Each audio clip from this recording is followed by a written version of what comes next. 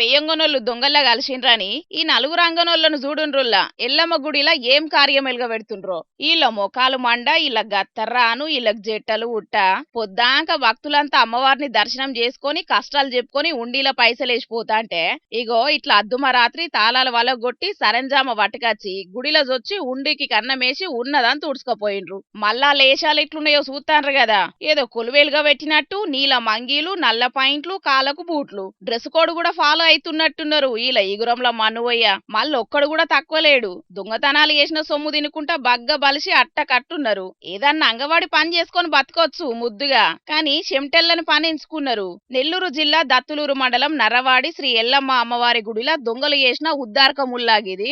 ఐతారం అందరికి సెలవైతే అదే రోజు నడిజాం రాత్రి ఊరోళ్ళంతా గాఢ నిద్రలుండంగా డ్యూటీ ఎక్కిండ్రు ఈ నలుగురు బట్టెవాజ్గాళ్ళు. నెత్తికి మంకీ క్యాప్లు, చేతులకు గ్లౌజులు దొడుకొని ఉండి వలగొట్టి నగదు పట్టుకొని పోతాంటే ఊరోళ్లకు కొందరికి తెలివచ్చిందట.